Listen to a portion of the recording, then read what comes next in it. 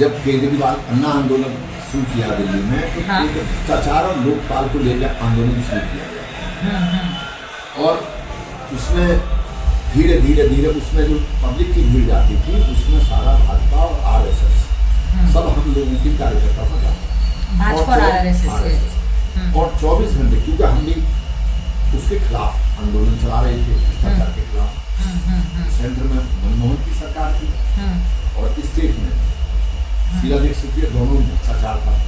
कोयला घोटाला और क्या बड़े बड़े चल रहे थे अखबार की सुर्खियों में रहता था। उसका एक फायदा उठाया तो इसने ₹2 का फाइल कवर खरीद लिया ऐसा इसके अंदर एक भी कोई पेज नहीं था और ये कहता था कि शीला की सारी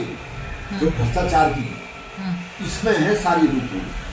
और जैसे ही मेरी सरकार बनेगी मैं शीला को जेल में भेजूंगा। अब इसने चुनाव पार्टी बना ली पार्टी बने में इसको 28 एमएलए जीत के भी आए 8 कांग्रेस के आए हम 34 पे रह गए थे। अब सरकार कैसे बने इन्होंने भाजपा की भी नहीं बनने दी है तो दोनों एक साथ हो गए जो चोर और डकैत दोनों मिल गए जहाँ बिल्कुल ईमानदार और बेईमानों की अलग अलग पार्टी थी वो भी एक हो गई और मिलकर सरकार बनाई वो 49 दिन चली थी 49 डेज। हाँ तो कांग्रेस के समर्थन से बनी तो इसमें फिर किसी ने शीला को भेजा ना सोनिया को भेजा तो लालू को और मुलायम को और शरद पवार को सब कहना जाती जेल में डालूंगा। कांग्रेस से न मिलूंगा ना सरकार बनाऊंगा मिलूंगा और कांग्रेस से गठबंधन में किया सरकार भी बनाई और सारे काम किए। अगले ने कह रहा था गाड़ी नहीं लूंगा बंगला नहीं लूंगा और सारी सुविधाएं दी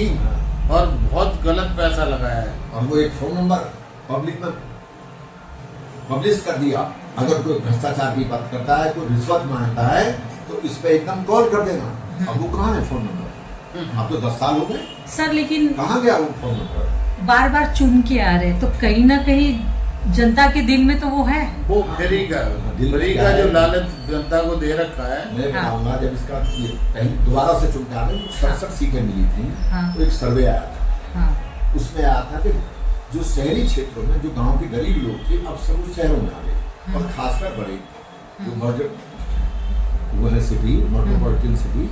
उनमें आ गए हैं तो 65% आबादी यहाँ की ऐसी है जिनकी मंथली इनकम 8,000 से 15,000 रुपए है। अब जब उनको बिजली और पानी और बीटीसी बसों का लालच दिया गया वो बहकावे में आ गए और उसको वोट करते रहे 65% तभी तो इतनी बड़ी जीत मिली थी और वो अभी तक बहकावे चलते शायद इस बार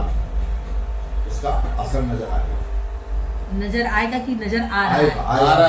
भी रहा है और आएगा भी। यानी दिल्ली की जनता जो है परिवर्तन लोकसभा हमेशा दिल्ली के लोगों ने मोदी को मतदान किया है 2014 में भी इनकी तो जमानत जब्त हो गई थी 2014 मोदी का सपोर्ट किया है 2019 में भी सबकी जमानत जब्त हो गई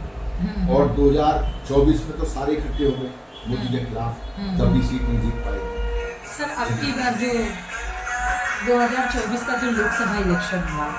जहाँ ये 400 पार के नारा बोल रहे थे और सिमट गया मुझे वो फिगर बोलने की जरूरत है 240। तो सर अब इलेक्शन जो एक हरियाणा में इलेक्शन है और महाराष्ट्र में इलेक्शन होने वाला है जम्मू में चल ही रहा है हरियाणा और जम्मू चल रहा है। सर अगर जो केजरीवाल जी कह रहे हैं कि नवंबर में इलेक्शन केजरीवाल जी ने तो नहीं कहा लेकिन उनके एक नेता ने कहा नहीं केजरीवाल ने खुद बोला है कुछ देर पहले मैं सुन रहा था। अच्छा मैंने अभी वो इंटरव्यू बोला है अच्छा वो हमें तो चाहता हूँ इस्तीफा देके नहीं वो इंटरव्यू मैंने कराएगा वो इंटरव्यू अभी मैंने हमारे उसमें साथ थे अपने वो